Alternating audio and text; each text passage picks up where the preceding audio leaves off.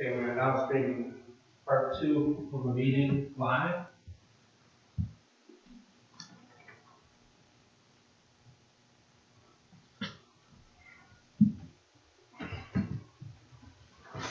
I make a motion to return to session? Second? Trustee Rivers, Yes. Trustee Knapp, Yes. Trustee Toranto. Yes. I believe that covers all of tonight's agenda. Well, I do have a couple more questions. At the last meeting, we had a discussion about a finance oversight committee that we were interested in forming.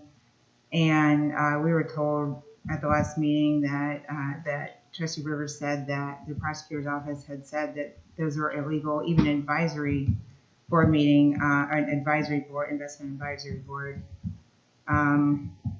But Mr. Betts wrote back that, because Debbie wrote that Genoa Township actually has finance advisory committees. And Mr. Betts said that he did not tell Trustee Rivers that such a committee was illegal or prohibited. Mr. Betts said that we are fine with forming such a committee. If we wanted to, it would be advisory in nature.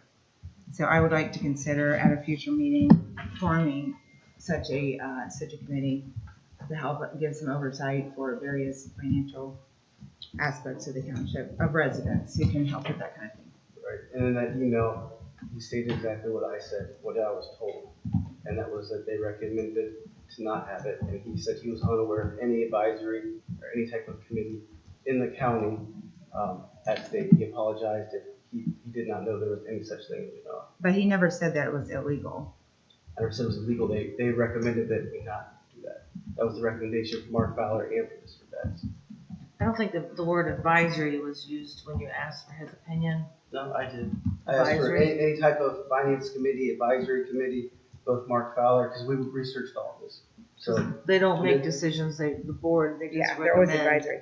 I understand, and both Mark Fowler and Mr. Betts said that their recommendation was that we not have something like that. Well, So I understand Genoa may have, and they may have been told that's not a good idea, and they did it anyways. I don't know what the story is, but that was what both Mark Fowler and Mr. Betts told us, and it says that in the email. He was unaware of any such advisory committee in Genoa Township. Well, it says, Trustee Rivers did recently ask me about a finance oversight committee. To my knowledge, such a committee is not contemplated by the Ohio Revised Code, and as a result would lack authority to take any action on behalf of the township.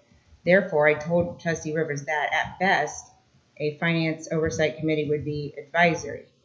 Being purely advisory, I'm not sure what real purpose a finance oversight committee would serve beyond making recommendations to the Board of Trustees and fiscal officer.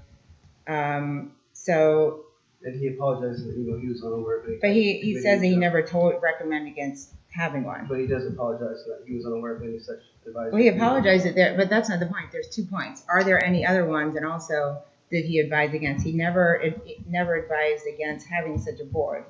They both thought that such thing would advisory, finance committee, anything.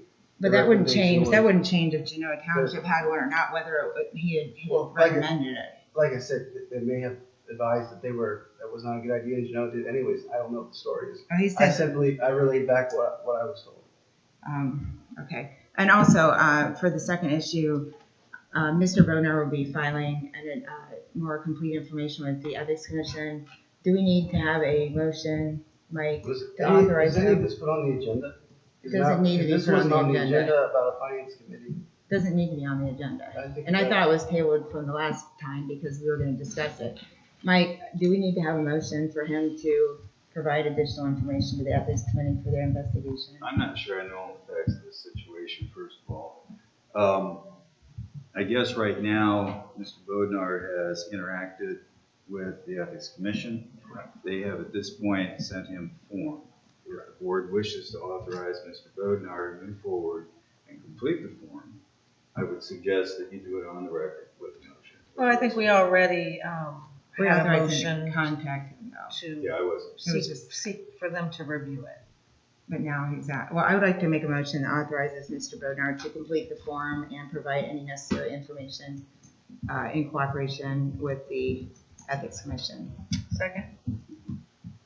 Trustee Knapp, Yes? Trustee Toranto, Yes. Trustee Rivers. No, and I would say that here we are 2 weeks out from an election. I know our community is tired of petty infighting and the stuff that's dragged on with over the years. It's political, it's grandstanding. It's disappointing to see that this become what it is. It's petty stuff. Petty. It's out of the same playbook. You go find something petty, small. If it's not there, you create it, and then make a big public spectacle of it, and send it out to local press, and hope you can get some negative headlines. What is petty about this? It's over a $3 gallon of gas.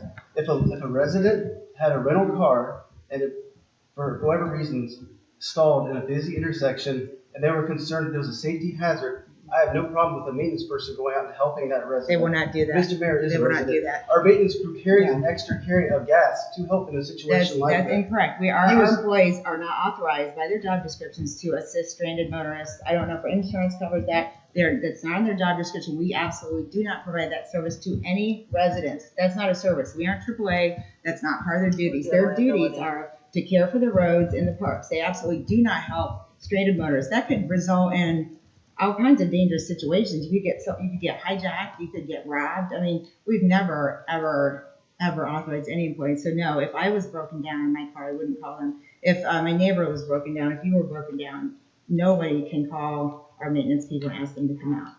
I think our residents want to see us working on township business, our roads, our parks, the matter at hand, not over this little minute petty stuff that And we they'd get like to into. see us working Over together. a $3 gallon of gas. That's not, Stuff like this. it's not a $3 gallon of And this gas. stuff has gone on for years, It and seems it's brought quite down high. our identity, our image, and it's all this You're making negativity has excuses. hurt us, our image and our identity over the years.